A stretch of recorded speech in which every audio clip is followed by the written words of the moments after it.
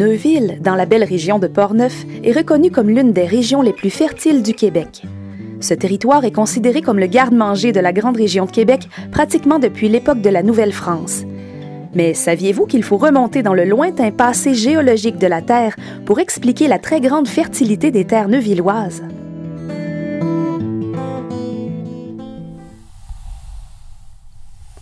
Le sous-sol de Neuville s'est formé pendant une période appelée Ordovicien moyen, il y a environ 460 millions d'années.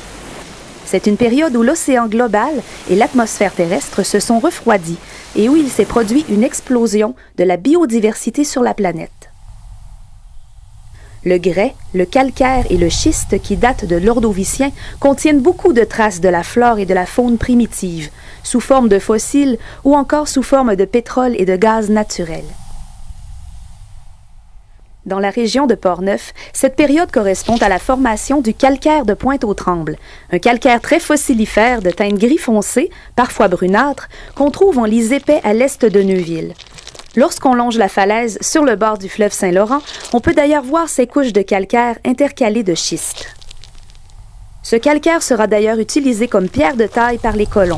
On va l'extraire pendant tout le régime français et jusqu'au 19e siècle, avant qu'il ne soit concurrencé par la pierre de Saint-Marc. Le calcaire de Neuville est encore exploité de nos jours par Grémont. Il s'agit donc de structures géologiques très anciennes.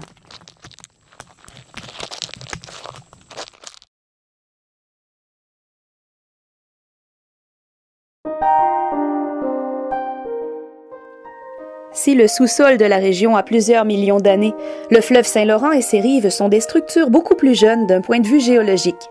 En effet, il faut faire un bond dans le temps pour se reporter à il y a environ 15 000 ans au Pléistocène. L'Amérique du Nord était encore en grande partie recouverte d'épais glaciers. Lorsque le climat s'est réchauffé, l'épaisse couche de glace a commencé à fondre, d'abord au sud puis progressivement vers le nord. La disparition de la glace a laissé une sorte de vaste cuvette qui se trouvait juste sous le niveau de la mer. Par conséquent, l'espace laissé libre a été envahi par les eaux marines. C'est comme ça que s'est formée la mer de Champlain, il y a donc un peu plus de 13 000 ans. La mer de Champlain a persisté pendant environ 2000 ans, puis elle s'est progressivement retirée. De cette grande étendue d'eau, il ne reste aujourd'hui que le fleuve Saint-Laurent, ce qui n'est quand même pas si mal.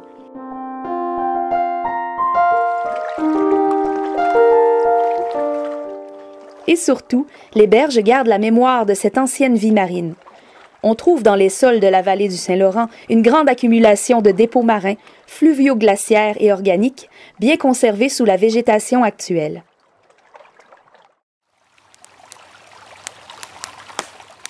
Quand les premiers groupes humains ont commencé à occuper la vallée du Saint-Laurent, il y a environ 6000 ans, ils ont vite découvert sa grande richesse. Les peuples archaïques, qui n'étaient pas encore divisés en familles iroquoiennes et algonquiennes, chassaient, pêchaient et cueillaient les ressources végétales, entre autres les petits fruits qui étaient abondants. Leurs descendants, les Iroquoiens du Saint-Laurent, ont été les premiers véritables agriculteurs à exploiter le sol. D'après les recherches en archéologie, les Iroquoiens de la région de Québec auraient commencé à cultiver le maïs dès l'an 1000 de notre ère. Ce sont des représentants de ces Iroquoiens que Jacques Cartier rencontre à Stadacone lors de ses voyages de 1535 et 1541. On sait qu'il y avait de petits villages iroquoiens dans le secteur de Deschambault et de Portneuf. Quand Samuel de Champlain vient au Canada en 1608, les Iroquoiens ne sont plus là. Leur disparition représente un mystère encore aujourd'hui. Une chose est sûre, les premiers colons français saisissent immédiatement le potentiel agricole de la région de Portneuf. Il s'agirait d'ailleurs de l'un des premiers lieux de peuplement de la Nouvelle-France. Plus de 48 filles du roi ont trouvé un mari et se sont établies à Neuville dans les années 1660 et 1670. La seigneurie, que l'on appelait alors Dombourg, dit la Pointe-aux-Trembles, a pris le nom de Neuville en 1680. Dès l'installation des premières familles, les terres neuvilloises acquièrent une belle renommée en raison de leur grande fertilité. La culture du maïs y réussit notamment très bien. Les variétés de maïs les plus sucrées bénéficient grandement des propriétés du sol, qui se draine facilement et emmagasinent la chaleur. En 1717, alors que toute la colonie connaît une grande disette à cause de la sécheresse, les habitants de Neuville s'en sortent suffisamment bien pour avoir des surplus. L'évêque de Québec, Monseigneur de Saint-Vallier, va jusqu'à leur céder le baldaquin de bois sculpté qui ornait sa chapelle personnelle en échange de blé et de denrées pour ses paroissiens de Québec.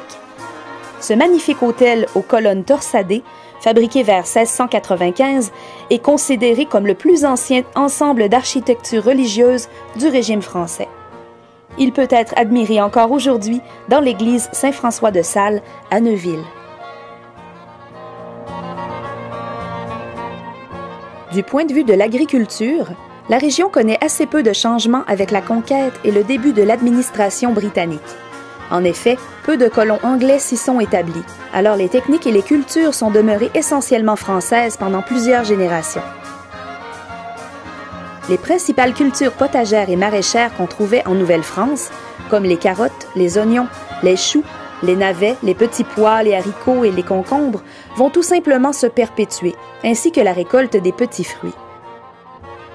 Notons cependant l'arrivée de la pomme de terre, qui était boudée pendant le régime français.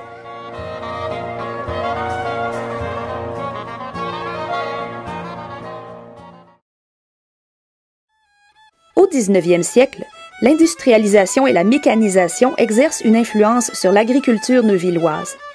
À l'image de ce qui se produit partout ailleurs dans les campagnes occidentales, les nouvelles techniques et les nouveaux outils transforment la production agricole. Et évidemment, tous les fermiers veulent bientôt remplacer leurs charrues tirées par des animaux par de beaux tracteurs modernes. De nos jours, les principales cultures maraîchères et productions agroalimentaires de Neuville évoquent celles que l'on trouvait il y a plus de 350 ans.